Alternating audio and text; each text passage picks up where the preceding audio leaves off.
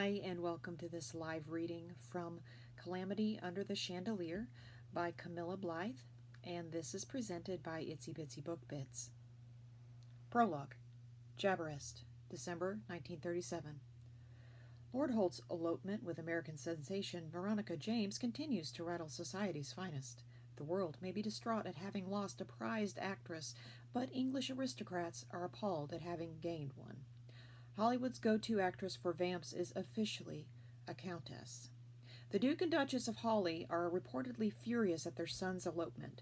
We are glad we will be nowhere near the Duke's estate in Yorkshire, where Lord Holt and his new utterly inappropriate bride plan to spend the holidays. Chapter 1. Twig breakage rarely seemed intriguing, but perhaps because Veronica's housekeeper was taking a long time to answer the door, or perhaps because Cora needed distraction from her day, Cora glanced toward the sound. A man was hiding beneath the hibiscus. The bushes poked the man's suit, and he held his head at an odd angle as he directed the black and chrome camera in his hand at her. The lavender blossoms seemed incongruous against his dark attire. This might be Bel Air, but the center of everything luxurious, but Cora doubted the ground was comfortable. Unease shot through her, and she considered screaming. But then perhaps he might find her screaming amusing or lucrative. Unfortunately, she wasn't confident in her ability to open her mouth to the width required for a properly audible scream and retain some semblance of refinement. The camera in the man's hand made the latter consideration necessary. Throwing her handbag at him was tempting, though it might compel him to rifle through it. He didn't need to learn it was empty. Cora turned around, caught the attention of the guard who'd led her through the imposing wrought iron gates of Veronica's mansion, and yelled, "There's an intruder!" She waited for him to rush toward her, baton in hand. Instead, the guard smiled back and waved amiably. Evidently, the guard could not hear her, and Cora cursed Veronica for acquiring the largest lot in Bel Air. The ocean was similarly unhelpful. Though the manner in which the foamy azurian waves crashed against the shore had a definite aesthetic appeal, the accompanying sound competed with her voice. It doesn't matter. The photographer could fill his roll of film with photos of her, and no magazine would buy them. Not anymore. The thought should have been the one joyful event of the day. Instead, her legs threatened to sway, but Cora gripped the railing in as nonchalant a manner as she could muster and glared at the man. "Go away. We don't like photographers." For a brief second his eyes widened, and she smoothed her fringed leather dress. Perhaps she shouldn't have come straight from the studio. No doubt her lasso and bright red Stetson also appeared ridiculous. The stranger moved his camera away. "Very well, lassie." Cora blinked. Clearly, Veronica drew an international interest. Not that that was unexpected. The man winked at her, and she summoned her sternest look. "Go away." He rose. Leaves clung to the man's brown plaid suit. He dusted them off, and they floated slowly to the ground as if unwilling to abandon him. As far as men went, he was on the attractive end of the spectrum. Evidently, his time clamoring in strangers' gardens had prevented him from suffering from muscle atrophy, and the exposure to California's good weather enabled one to term his skin sun-kissed. Wrinkles marred his shirt collar, and his dark hair was too long. The fact should have made him less handsome.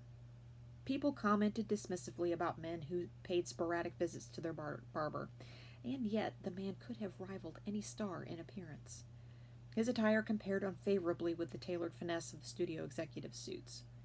He was a taller Clark Gable, a less polished Cary Grant. Dark eyes twinkled at her, and she shoved her finger against the doorbell. When she glanced at him a second time, his lips had transformed into a smirk, as if he found her interest in entering the house unbelievable when she had the option of gazing at him. Finally, the door swung open, and she hastened through the entry, stepping onto the black and white tiles. Potted citrus trees and their accompanying pleasant scent filled the foyer, and a large abstract painting hung in the hallway, denoting everything wonderful. Cora should absolutely not be mulling the attractiveness of photographers. They were a pest. Always. "There's a photographer outside," she blurted to Veronica's housekeeper. "In the garden." She shouldn't feel guilty about the statement, but for some strange reason, she did anyway. "Dios mío, I'll ring the guard." Good, Cora said, though her voice seemed caught at the top of her throat. She turned around to see if the man might still be lingering on the other side of the glass door, but he was gone. "Is that you, Cora?" Veronica's voice sounded from upstairs. "Yes." "Splendid!" Veronica strode down the staircase, and her platinum hair bounced. The abundant assortment of chandeliers imbued her in golden light as she descended the marble steps, and her silky ivory robes shimmered. Ostrich feathers lined the sleeves, billowing luxuriously, even though Cora was certain Veronica did not require the plumes for purposes of maintaining warmth. "You look terrible. I'm not sure fringe suits you, and the angle of a pert hat, for instance, is far more flattering. The clothes are from the picture." Cora shifted her legs over the marble floor. Her boots squeaked, the sound amplified by the excellent acoustics. "I see. Is there something wrong?" "Yes," Cora squeaked.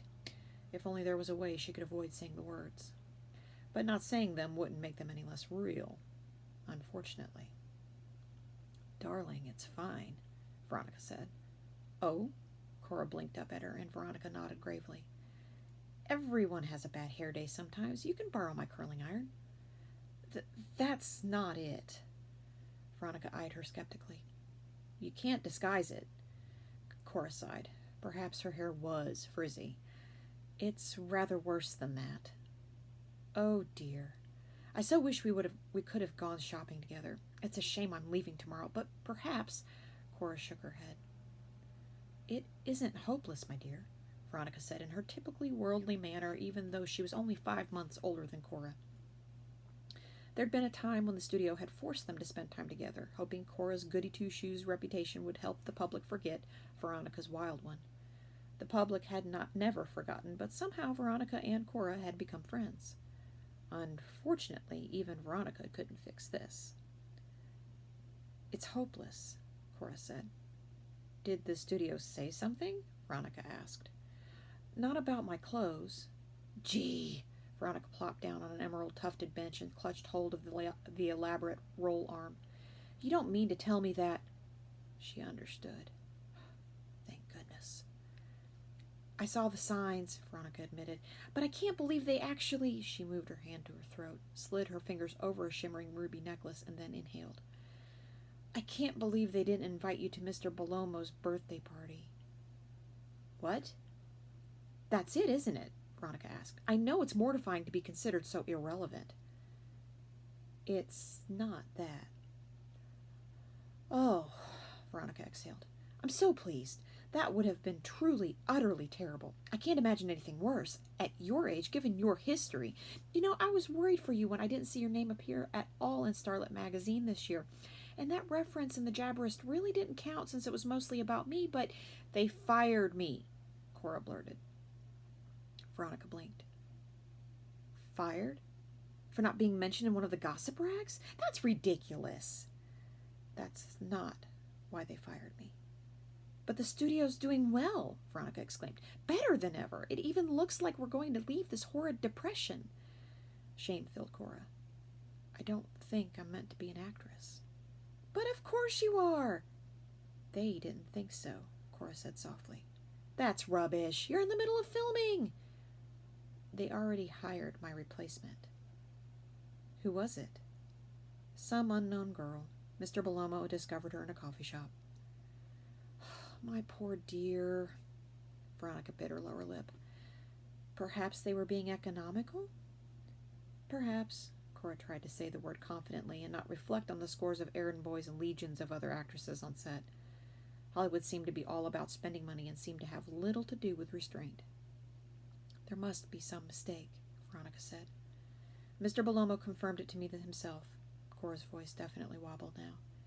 "Things like this weren't supposed to happen. Not with 7-year contracts. Not with people who'd achieved fame. She'd starred in pictures. She'd been the gal detective. She hadn't expected this. He said I'd been chosen as a child actress for my ability to follow directions, to be still and learn my lines. And now I can't compete with the girls who went to high school, who experienced life." Cora yanked her purse open and grabbed hold of her handkerchief. "Oh, honey." Veronica waved her hand in such a languid gesture that Cora wondered whether she'd practiced it. Sometimes Cora thought it was a pity that Veronica was too young to have been a silent screen queen. Veronica fluttered her fingers over her brow and rings sparkled. The world is really too cruel.